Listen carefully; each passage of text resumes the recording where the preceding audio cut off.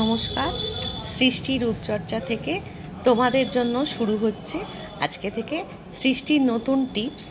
যাদের এখন তোমরা সবাই জানো ব্রাইডাল সিজন শুরু হচ্ছে, তোমাদের যা সব আপকামিং ব্রাইডসরা আছো তারা কিভাবে নিজেদের প্রিপারেশান নেবে, তাদের শাড়ির রং, তাদের মুকুট, নথ, টায়রা, টিকলি এবং তাদের হলদিতে কীভাবে থাকতে হবে, তারা কিভাবে স্কিন প্রিপারেশান করবে, কিভাবে মেকআপ লুক নেবে, কোনটা কাকে মানাবে, সে বিষয়ে সবাইকে আমরা টিপস দিচ্ছি।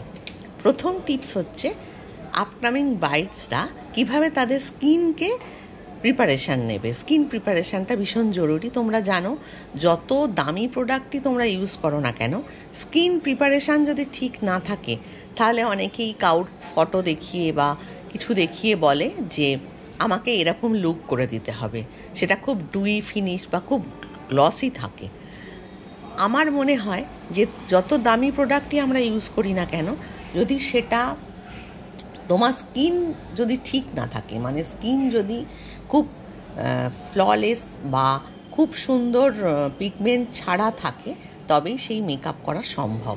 এটা কখনোই কাউর দেখে বা কোনো মেকআপের সাহায্যে সম্ভব নয়। তাই জন্য সবাইকে বলবো স্কিন প্রিপারেশান অবশ্যই জরুরি। তোমরা আগে জেনে নাও তোমাদের স্কিন কীরাম, তার জন্য তোমরা প্রফেশনাল মেকআপ প্রফেশনালের সংস্পর্শে আসতে পারো বা সেটা জেনে নিয়ে নিজেদের বাড়িতে করতে পারো। তবে প্রথম 3 মাস তোমাদের একটা ট্রিটমেন্টের মধ্যে থাকতে হবে। প্রথমে তোমরা বলছি যে ড্রাই স্কিন বা নর্মাল স্কিন বা খুব ব্রনো, পিম্পলস স্কিন ভাগ অনুযায়ী ক্লিনিং, টোনিং, ময়েশ্চারাইজিং কিন্তু এক হয় না। সেটাকে তোমাদের সবার প্রথমে চিনতে হবে। ক্লিনিং, টোনিং, ময়েশ্চারাইজিং স্কিন অনুযায়ী তোমাদের কোনটা শ্যুট করছে, তার জন্য তোমাকে অবশ্যই প্রফেশনাল কোনো আর্টিস্টের বা বিউটিশিয়ানের শরণাপন্ন হতে হবে।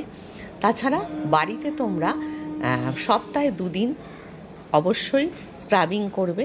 প্রত্যেক মাসে 21 দিন ছাড়া ছাড়া ভালো ফেসিয়াল, যেটা তোমার স্কিনের উপযোগী, সেটা অবশ্যই করবে। এবং লাস্টের মান্থটা একটু বেশি ভাইটাল, ওটা তোমরা নিজেরা কিছু না করে প্রফেশনাল যে মেকআপ আর্টিস্ট তোমাকে সাজাবে ওনার শরণাপন্ন হয়ে ঠিক করে নেবে লাস্ট মান্থে তোমরা কি করতে চাইছো বা কি করতে পারো, সেগুলো সব ঠিকঠাক হচ্ছে কি না। এবার তোমাকে অবশ্যই ট্যান যারা বাড়ির, অনেক সব মেয়েই এখন প্রায় বাইরে কাজ করে, তাদের ফিল্ডে কাজ করতে হয় কিংবা এসিতে কাজ করতে হয়, সেই অনুযায়ী অবশ্যই তোমরা একটা সানস্ক্রিন বাঁচবে। সেই সানস্ক্রিনটা বাইরে কাজ করলে 50 নেবে, এবং যদি তোমরা অফিস ওয়ার্ক করো বা ভেতরে কাজ করো তাহলে 30 নিলেই হবে। এবং সেটা 2 ঘন্টা অন্তর অন্তর রিঅ্যাপ্লাই করবে। সেই রিঅ্যাপ্লাইয়ের আগে অবশ্যই ফার্স্ট সানস্ক্রিনের ওপর সেকেন্ড সানস্ক্রিন অ্যাপ্লাই করা যাবে না। তার জন্যে তোমরা ওয়েট টিস্যু, ময়েশ্চারাইজিং কোনো ওয়েট টিস্যুটা দিয়ে মুখটা মুছে আবার রিঅ্যাপ্লাই করবে। এবং রাত্রিরের ময়েশ্চারাইজিংটা, ক্লিনিং, টোনিং, ময়েশ্চারাইজিংটা মোর ইম্পর্টেন্ট, ওটা তোমাকে ভীষণ ভালোভাবে করতেই হবে। আর এখন অয়েলি স্কিনগুলোও ড্রাইয়ের দিকে চলে আসবে, কারণ এটা উইন্টার সিজন, সেটা দেখে তোমরা অবশ্যই সিলেক্ট করবে। আর আপকামিং ব্রাইডরা